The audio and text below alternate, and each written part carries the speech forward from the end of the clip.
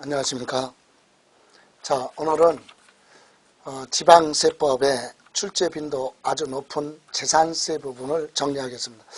재산세 부분은요, 세 문제가 출제가 되죠, 매번. 그래서 재산세 부분은 좀 취득세와 같이 분량이 좀 많지만 세 문제가 출제되니까 비중 아주 높습니다. 그래서 재산세 하나씩 점검해보죠. 기본적으로 재산세는요, 과세 대상 물건을 소유하고 있는 자한테 물건의 소재지 관할하는 시장, 군수, 구청장이 1년 중에 하루를 기준합니다. 그날을 과세 기준일, 그래서 6월 1일 날이 되면 과세 대상 물건에 대해서 소유자한테 재산세를 부과하게 되죠. 그래서 재산세는 자, 이러이러한 특징을 가지고 있습니다. 자, 재산세 특징 첫 번째는 과세의 주체, 다시 말하면 과세권자가 누구냐 이 얘기예요. 그래서 부동산이면 부동산 소재지, 부동산 소재지 관할하는 시장, 군수, 그리고 특별시, 광역시, 자치구가, 구청장이 과세권자로 되어 있다. 그래서 시장, 군수, 구청장이 부과한다. 그래서 시군세라고 합니다. 시군세. 그리고 두 번째는 언제를 기준하느냐. 재산세는 1년 중에 하루를 기준합니다. 그날을 과세 기준일. 그래서 과세 기준일을 하면 재산세를 부과할 때 1년 중에 하루를 기준하는데 그날 기준 6월 1일 기준으로 과세 대상 여부가 결정되고 누구를 납세 의무자로 할 것이냐, 용도가 어디에 이용하느냐에 따라 세율이 다 틀리죠. 또 각종 용도에 따라서도 달라질 수도 있기 때문에 이날 기준한다. 그래서 과세 기준일에 납세 의무가 성립이 된다. 이렇게도 얘기합니다. 납세 의무가 성립되는 시기는 매년 언제 6월 1일 기준으로 되어 있다. 그리고 세 번째 특징은 재산세는 물건 중심이 아니라 사람 중심이 아니라 물건 자체 재산에 대해서 부과하기 때문에 물세로 되어 있습니다. 재산세는 물세, 그리고 물건이 내포하고 있는 수익력에 대해서 부과한다. 그래서 응익과세로 되어 있습니다. 물론 재산세 중에 일부 토지에 대해서는 소유자별로 합산하죠. 그래서 재산세는 물세지만 예외로 일부 토지입니다. 그것도 다른 건 관계없고 토지에 대해서는 소유자별로 합산하기 때문에 인세의 성격도 가지고 있다. 이렇게 얘기합니다. 그러면 특별한 규정이 없으면 재산세는 물건 중심으로 부과하는 물세다. 그죠? 다음 네 번째 징수 방법은 과세권자인 시장, 군수, 구청장이 세액을 결정을 하여 고지서죠. 고지서를 발부해서 세금을 내라 이렇게 부과하는 보통징수 방법으로 되어 있습니다. 그래서 이때 보통징수 방법으로 되어 있기 때문에 고지서에 기재된 날짜까지 납부하지 않았을 때는 연체이자 성격으로 가산금이 적용된다 얘기예요. 고지서에 기재된 날짜까지 납부하지 않으면 가산금이 적용된다. 연체이자가 붙죠. 또 재산세는 금전으로 납부할 수 없는 경우에 지방세법에 유일하게 물건으로 납부할 수 있는, 대신 납부할 수 있는 물납이라는 제도도 있고, 또는 한꺼번에 일시에 납부할 수 없는 경우는 장기간에 일정 기간 나눠서 낼 수 있는 분할 납부죠. 분할 납부를 예외로 인정하는 그런 조세로 되어 있다. 이런 특징을 가지고 있고, 또 우리 고지서 발부하다 보니까 징수 비용이 발생합니다. 그래서 재산세는 일정 금액 산출세액이 일정 금액일 때, 소액일 때는 징수하지 않겠다. 그래서 소액징수 면제 제도가 적용되는데, 이때 징수할 세액이 2,000원이죠. 2,000원 미만은 징수하지 않겠다라고 하는 소액징수 제도가 적용되고, 또 보유하고 있는 재산이 갑자기 가격이 급등하게 되면, 재산세 급등하게 되면 가격이 올라가고 시가 표준액이 따라 올라가서 납세 의무자 쪽에서는 세 부담이 높아질 수 있기 때문에 일정 한도를 초과할 수 없다라고 해서 세부담 상한 제도가 있다. 세부담 상한 제도죠.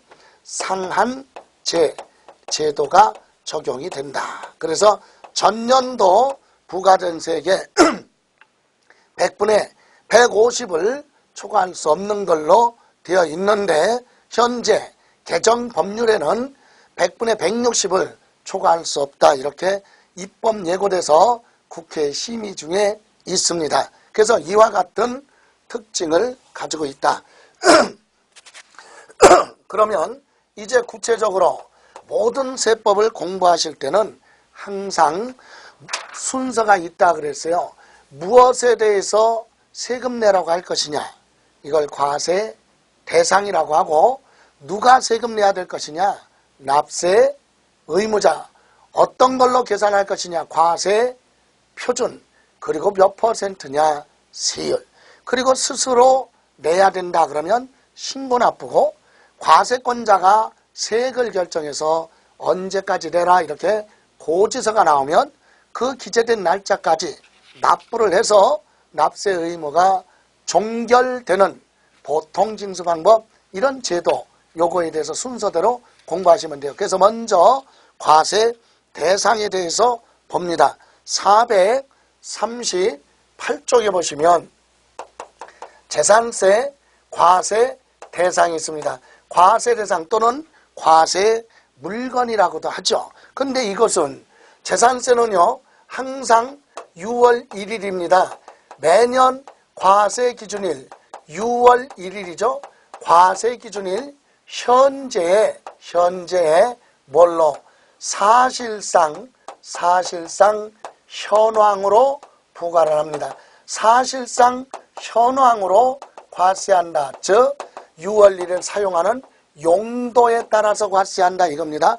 공부상에 기재된 내용하고 사실상 현황이 같아야 정상이에요. 그런데 사실상 현황과 공부상 현황이 서로 다를 수도 있다. 이런 경우는 어떻게 할 것이냐, 6월 1일 사실상 사용하는 용도 현황으로 보고 부과를 하게 됩니다. 그럼 이제 재산세 과세 대상 하나씩 보죠.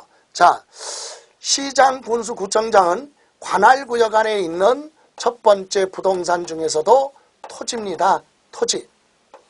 그래서 토지는 공간정보 구축 및 관리에 관한 법률에 따라서 등록 대상이 되는 토지와 그 밖에 사실상의 모든 토지는 재산세 과세 대상입니다.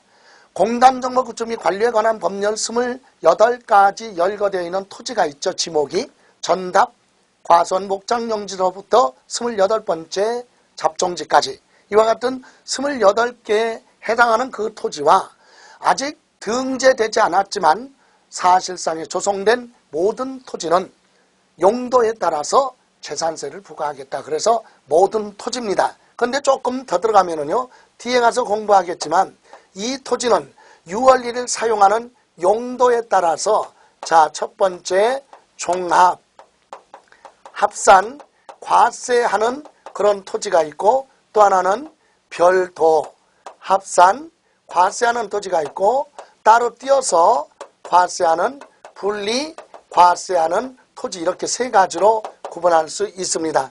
지금은 요 시간에는 이렇게 구분한다는 정도만 정리를 하고, 요 부분은 구체적으로 어디에 이용할 때 종합합산이고 어디에 이용할 때 별도합산이고 분리과세냐, 요것은 뒤에 가서 순서를 좀 바꿔서 별도로 설명드리는 걸 하고, 이번 시간엔 과세 대상 토지에 사용하는 용도에 따라 세 가지로 구분하는데 종합합산 과세하는 토지는 한마디로 얘기하면 비사업용 토지다.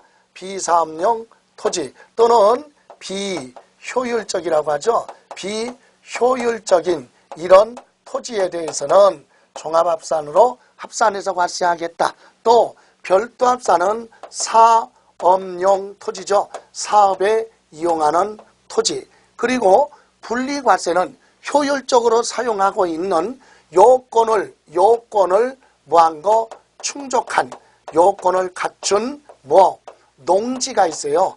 농지 또는 요건을 충족한 목장, 용지 또는 임야 이런 부분에 대해서는 아주 낮은 세율로 재산세를 부과를 하고 또 사용하는 것에 따라서 사치성 재산에 관련된 그런 토지는 아주 높게 부과. 이것은 아주 낮은 저율로 이것은 사치성은 아주 높은 세율로 차등해서 과세해야 되기 때문에 다른 토지와 합산하지 않는다. 그래서 분리과세라고 합니다. 이렇게 해서 과세 대상 토지가 있고요. 두 번째 건축물이 있습니다. 건축물 하면 취득세에서 얘기하는 내용 그대로죠. 그래서 1번 건축법 규정에 의한 건축물이 있죠. 건축법 규정에 의한 건축물 하면 건축물 2조 1항 2호에는요.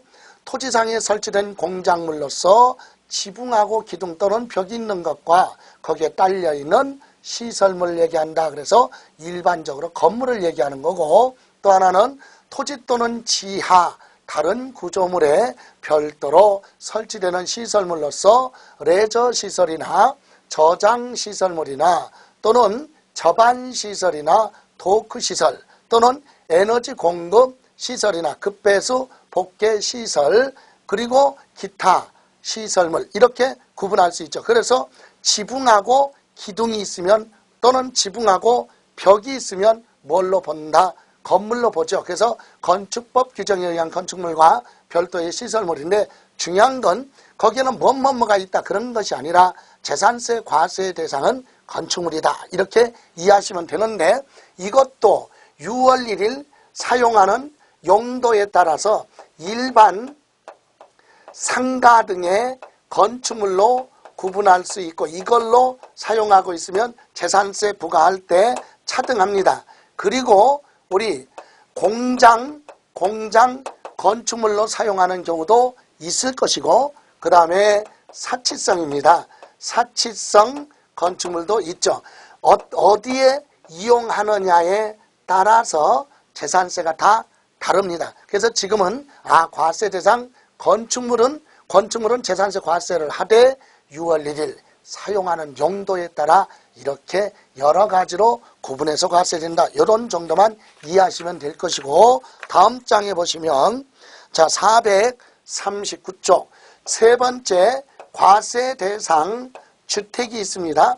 이때 주택은요 주거용으로 사용하는 건물과 부속된 토지 요거 합쳐서 주택이라고 합니다. 그래서 부동산 중에서 토지 중에서 주거용 토지는 제외되고 건축물 중에서도 주거용으로 사용하는 건축물은 토지나 건축물 범위에서 제외하고 여기 주택으로 따로 과세를 합니다. 그래서 주택은 주거용으로 사용하는 건물과 부속된 토지다. 그런데 이 주택도요. 주택에서 여러분이 꼭 알고 가야 될 것이 다가구 주택이 있습니다.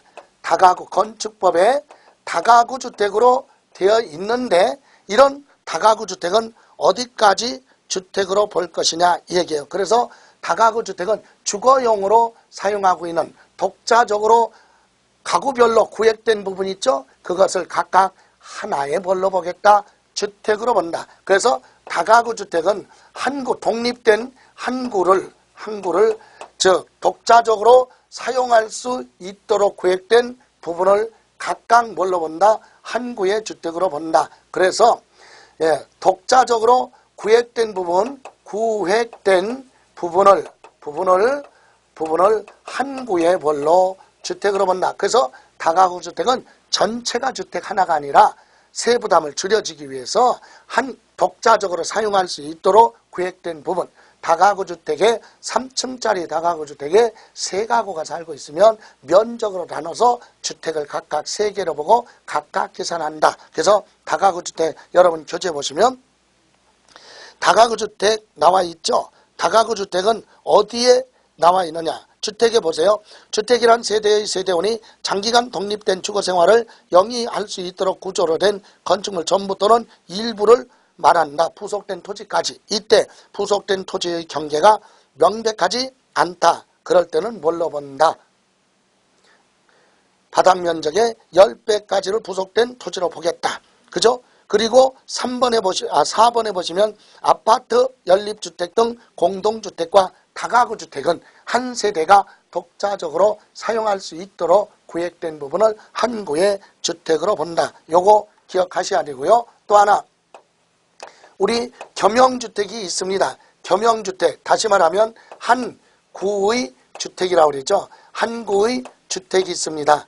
한 구의 주택 다시 말하면 겸용주택이라고 하는데 이때는 주거용으로 사용하는 부분이 50% 이상이면 전부를 뭘로 본다? 주택으로 본다. 또 하나 한 동의 주택이 있어요. 한 동의 건물. 요거는 한 구의 건물이죠. 예, 한 구의 건물. 요거는 한 동의 건물. 여러분 한 구의 건물은 구분해서 등기가 안 되는 건물이죠. 그래서 독자적으로 건축법에 잘라서 분할해서 등기 안 돼요. 이런 하나의 건물에 주거와 주거 외의 용도로 사용할 때는 주거용으로 사용하는 부분이 50% 이상이면 전부 다 주택으로 보겠다. 다음 한 동의 건물은 집합 건물입니다. 이것은 면적으로 따지지 않고 주거용으로 보하는 부분, 사용하는 부분만 뭘로 본다? 주택으로 본다. 요거 기억하셔야죠. 한 동의 건물, 집합 건물입니다. 주상복합 건물이죠. 한 동의 건물에 주거와 주거 외의 용도를 사용할 때 주거용으로 사용하는 부분만 주택으로 보겠다. 그래서 2번에 겸용주택 그래서 첫 번째 그림 도표에 한 개의 동 그랬죠. 한 동 이거 집합 건물입니다. 그때는 주거용으로 사용되는 부분만 주택으로 본다. 요거 기억하시고 두 번째 칸에 한 구 하면 다가구 주택이죠. 그죠? 한 가구가 독자적으로 사용하고 있는 경우 50% 이상이면 전부 다 뭘로 주택으로 보겠다. 요거 기억하시기 바랍니다. 자, 그래서 주택은 다가구 주택과 한 구의 건물과 한 동의 건물을 주거용과 다른 목적으로 같이 사용하고 있다. 그래서 한 구의 건물은 우리 무엇을 얘기하느냐? 겸용주택이라고도 합니다. 그리고 한 동의 건물을 주거와 주거 외의 용도로 사용하고 있다 얘기는 주상복합 건물을 얘기하죠. 이런 경우 어디까지 주택으로 보느냐. 왜 이렇게 주택이 복잡하냐. 일반 건물에 비해서 주택은 주거용에 사용하기 때문에 소득 창출이 많지 않아요. 그래서 일반 부동산에 비해서는 세부담을 줄여주겠다. 그래서 구분하게 됩니다. 그럼 이것도 6월 1일 사용하는 용도에 따라서 나중에 일반 주택으로 사용하느냐 아니면 휴양시설로 사용하느냐에 따라 주택과 별장으로 구분한다. 과세대상 주택은 주거용에 사용하면 주택이고 주택이지만 휴양시설로 사용하면 별장으로 보고 중과세 즉 사치성으로 재산세를 많이 부과하겠다. 그래서 용도에 따라서 이렇게 달라집니다. 다음 과세 대상 네 번째 우리 선박이 있습니다. 선박은요 수상에서 이동할 수 있는 기선, 범선, 부선, 명칭에 관계없이 선박 재산세 과세하는데 다만 이것도 6월 1일 사용하는 용도에 따라서 일반 선박과 고급 선박으로 구분하게 되고 고급 선박은 사치성이니까 재산세를 많이 부과하게 되죠. 다음 다섯 번째 사람이 탑승 조정할 수 있는 기구 뭡니까? 항공기죠. 그래서 사람이 공중에서 탑승한 상태에서 조정할 수 있는 기구. 그래서 동력으로 이동을 할 수도 있고 아니면 열기구나 또는 해전익 항공기에서 헬리콥터 바람 등을 이용해서 사람이 조종할 수 있는 기구는 전부 다 항공기로 보죠. 이렇게 해서 재산세 과세 대상은 5가지. 제목만 먼저 말씀드린다면, 자, 과세 대상 토지가 있고 건축물이 있습니다. 그리고 주택. 이때 주택은 주거용으로 사용하는 건물과 부속된 토지까지 합쳐서 주택으로 본다. 그리고 선박, 그리고 항공기, 이렇게 해서 과세 대상은 5가지로 되어 있는데 6월 1일 사용하는 뭐에 따라, 현황에 따라서, 6월 1일 현황에 따라서 토지는 종합합산, 별도합산, 분리과세로 구분이 되고, 건축물도 상가 등의 건물이냐, 공장 건축물이냐, 사치성 건축물이냐에 따라 뒤에 가서 재산세 세율이 다 다릅니다. 또 주택도 다가구 주택은 어디까지 주택으로 보느냐, 한 구의 건물은 어디까지 주택이냐, 한 동의 건물은 어디까지 주택이냐 보고, 이런 주택을 6월 1일 사용하는 용도에 따라 주거용으로 사용하고 있으면 주택으로 과세를 할 것이고, 휴양시설로 사용하면 별장으로서 중과세를 하겠다. 이렇게 해서 과세 대상 부분에 대해서 5가지 점검해 봤습니다. 그럼 이와 같은 물건에 대해서는 여러분 교재 440쪽부터 순서를 좀 바꿔서 445페이지로 갑니다. 445페이지에 보시면 이런 물건에 대해서는 그럼 누가 납세 의무자냐 얘기해요. 그래서 재산세 납세 의무자에 대해서 봅니다. 자, 과세 대상 물건에 대해서 보셨고, 납세 의무자는 누구냐? 원칙이요. 재산세 납세 의무자는 1년 중에 하루예요. 그날을 뭐라고 하느냐? 과세 기준일 그랬어요. 6월 1일이라고 그랬죠. 과세 기준일 현재 사실상의 누구다? 소유자입니다. 사실상 소유자, 이 사람이 납세 의무자가 됩니다. 여기서 사실상 소유자 그러면 등기 등록을 하지 않았어도 사용, 수익, 처분할 수 있는 권리, 소유권을 가지고 있는 사람을 사실상 소유자라고 하죠. 그런데 원칙이 이렇게 소유자가 납세 의무자입니다. 그런데 만약에 사실상 소유자인데 공유재산은 어떻게 할 것이냐 이 얘기예요. 공유재산은 뭡니까? 2사람 이상이 공동으로 소유하고 있다. 이때 공유재산에 대해서는 누구냐? 각각의 지분권자다. 각각의 지분권자 그러면 자기 지분만큼에 대해서만 납세 의무를 진다 이 얘기죠. 다만 여러 사람이다 그래서 자기 지분만큼 책임을 지는 거지 연대 납세 의무를 지는 건 아니다 이 얘기입니다. 재산세는. 또 하나, 그러면 이렇게 공동소유도 있지만 구분소유도 있다 이 얘기입니다. 아니, 구분소유라는 것은 뭐냐? 주택의 경우를 얘기하는 겁니다. 여러분, 주택은요, 주택은 아까 여기 주택은 건물하고 토지하고 합쳐서 주택이에요. 근데 건물의 주택의 건물 부분은 남편 이름으로 소유하고 있고 토지는 부인의 이름으로 소유하고 있다. 그러니까 소유자가 서로 다르다는 얘기죠. 건물 주택의 건물 소유자 따로 토지 소유자 따로, 이건 구분 소유자입니다. 이럴 때는 어떻게 하느냐? 자, 2개 합쳐서 재산세를 계산을 해서 이때는 구분 소유니까 시가 표준액으로 구분 소유하고 있는 주택에 대해서는 시가 표준액이죠. 시가 표준액을 뭐한다? 기준으로 뭐하라? 안분 나눠라 이겁니다.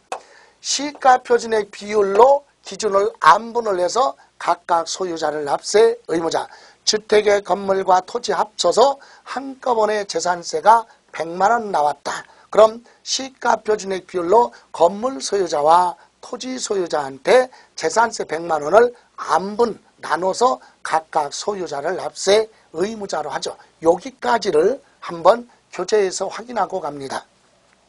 1번 원칙 445쪽 재산세 과세 기준일 현재 재산을 사실상 소유하고 있는 자는 재산세 납부할 의무가 있다. 사실상 소유자가 납세 의무자다. 그죠? 근데 두 번째 줄, 다만 공유재산의 경우는 지분에 해당하는 부분에 대해서 세 번째 줄, 지분권자를 납세 의무자로 한다. 그죠? 지분권자 그러면 자기 지분만큼 납세 의무를 지는데, 그럼 공동소유 재산에 대해서 지분 표시가 없으면 지분이 균등한 걸로 보겠다. 그래서 지분권자를 납세 의무자로 합니다. 다음에 세 번째 줄 끝에 보시면 주택의 건물과 부속 토지 소유자가 다를 경우 당해 주택에 대한 산출세액을 건축물과 부속 토지 시가 표준액 비율로 안분을 내서 각각 소유자를 납세 의무자로 한다. 이 내용이죠. 지금 원칙은 6월 1일 사실상 소유자, 공유재산은 각각의 뭐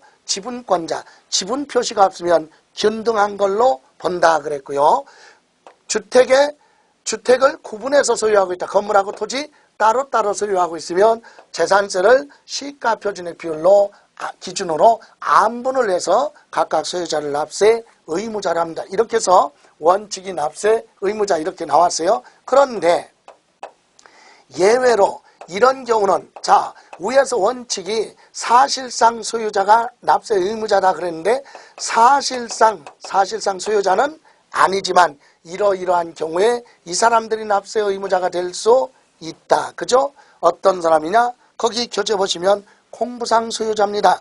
공부상 소유자. 첫 번째, 공부상 소유자가 매매 등의 사유로 소유권에 변동이 있는데도 불구하고 변동 사유를 신고하지 않았어요. 그럼 시장군수 입장에서 볼 때는 사실상 소유자가 누군지 알 수가 없기 때문에 그때는 공부상 소유자를 납세 의무자로 하겠다. 공부상 소유자는 그런 불이익을 당하지 않으려면 소유권의 변동이 있을 때 신고를 하라 이 얘기입니다. 그래서 변동이 있는데도 공부상 소유자가 신고하지 않은 경우는 누구를?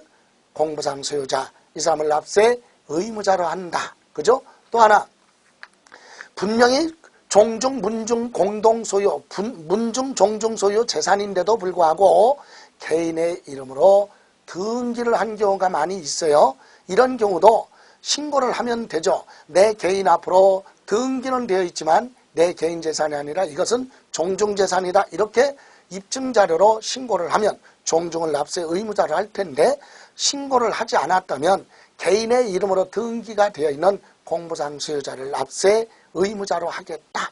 이해가죠? 이래서 공부상 소유자가 납세 의무자가 되는 경우도 있다. 사실상 소유자가 아닌데도 불구하고. 다음 2번 사용자 그랬죠. 이것은 소유권 귀속이 과세 기준일 현재 소유권 귀속 이 얘기는 소유권이 누구한테 있는지 알 수가 없습니다. 왜 소유권 귀속이 어디에 있는지 알 수가 없느냐. 거기에는 여러 가지 사유가 있는데 그중에 가장 대표적인 것이 소유권의 다툼이 있어서 소송 중에 있는 재산은요.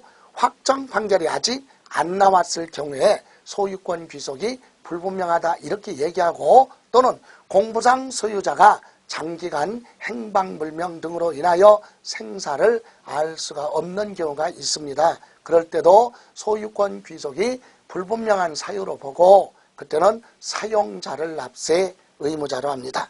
다음 세 번째 매수계약자 그랬죠. 국가나 지방자치단체가 소유하고 있는 재산을 개인이 연부계약을 체결하고 무상으로 사용권을 부여받았다면 공부상 소유자는 국가 등으로 되어 있어도 현실적으로 사용하고 있는 사용자를 납세 의무자로 하겠다. 그죠? 그래서 매수계약자를 납세 의무자로 합니다. 이건 요건이 충족돼야죠. 누가 가지고 있는 재산이다? 국가 등의 이름으로 등기된 재산을 누가 개인이 뭘로 연부계약 체결하고 무상으로 사용하고 있을 때 매수계약자를 납세 의무자로 한다 이 얘기입니다. 다음 4번에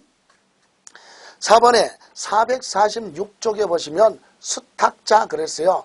신탁법에 위탁자별로 구분된 신탁재산에 대해서는 수탁자가 각각 납세 의무를 집니다. A가 맡긴 재산은 A 것만 계산해서 수탁자가 내고 B의 신탁재산이 있으면 그것도 수탁자가 납부를 하되 A 소유, B 소유 따로따로 계산해야 되겠죠. 그래서 위탁자별로 구분된 재산에 대해서는 신탁재산은 수탁자가 납세 의무자가 됩니다. 이때 만약에 수탁자가 납세 의무를 이행하지 않았을 때 신탁재산에 바로 압류 등을 해서 재산권, 채권의 확보를 하겠다. 그런 측면입니다. 그래서 수탁자가 신탁재산하면 수탁자를 납세 의무자로 하고 5번에 주된 상속자 그러면 뭐예요? 상속이 개시된 재산으로서 이 얘기는 재산의 소유자가 사망을 했고 상속 등기도 이행되지 않았고 사실상 소유자 누구다 이렇게 신고도 안 했다면 민법 규정에 의한 주된 상속자를 납세 의무자로 하게 됩니다. 그럼 민법상의 주된 상속자 그러면 지분이 가장 많은 자를 얘기합니다. 지분이 가장 많은 자. 만약에 지분이 가장 많은 자가 두 사람 이상이다. 그럴 때는 그 중에서는 연장자 순으로 결정을 합니다. 그래서 그런 단서 없으면 상속이 개시된 재산하면 재산의 소유자가 사망했어요. 그럼 상속 등기를 하면 별도로 신고 안 해도 돼. 근데 상속 등기도 없고 소유자 신고도 없다. 그럴 때는 주된 상속자 그래도 되고 민법상 지분이 가장 많은 자 이 사람을 납세 의무자로 하게 됩니다. 다음 6번 사업시행자 그랬죠. 이건 도시개발 사업이 끝나고 환지처분 받을 때 공사비 대가로 받은 토지, 보류지 또는 채비지죠. 이건 누가? 사업 시행자 소유 토지니까 사업 시행자가 납세 의무자가 된다 이 얘기입니다. 이렇게 해서 재산세 납세 의무자는요. 기본이 여기 보실까요? 자, 원칙이 6월 1일 현재 사실상 소유자를 납세 의무자로 하겠다. 그죠? 근데 사실상 소유자가 한 사람이 아니라 여러 사람이 공동으로 소유하고 있으면 각자 지분만큼 지분권자를 납세 의무자로 하는데 지분 표시가 없으면 지분이 균등한 걸로 보겠다. 그리고 주택은 건물하고 토지하고 합쳐서 재산세를 계산하는데 건물 소유자 따로 토지 소유자 따로 이렇게 구분해서 소유하고 있으면 한꺼번에 재산세를 계산을 해서 시가 표준의 비율로 건물과 토지 소유자한테 나눠서 각각 납세 의무를 지겠다. 이렇게 해서 사실상 소유자를 가는데 예외라고 그랬죠. 사실상 소유자 아닌데도 불구하고 이런 사람들이 납세 의무자가 될 수 있다. 공부상 소유자, 주된 상속자, 매수 계약자, 사용자, 그죠? 예, 이런 사람들이 납세 의무자가 될 수도 있고 신탁재산인데 사실상 소유자가 아닌 수탁자가 납세 의무자가 될 수도 있다. 그죠? 또 과세 대상은요. 6월 1일 현재 사실상 현황으로 부과하는데 과세 대상은 토지, 건축물, 주택, 선박, 항공기 이게 재산세 과세 대상인데 6월 1일 사용하는 용도에 따라서 세율은 다 다르게 적용이 된다. 그죠? 예. 다음 재산세는 이와 같은 특징이 있다 그랬습니다. 이렇게 해서 이번 시간에는 과세 대상 그리고 누가 납세 의무자냐 여기까지만 정리를 하고 잠시 쉬셨다가 그 다음 이어서 가는 걸로 하겠습니다. 수고하셨습니다.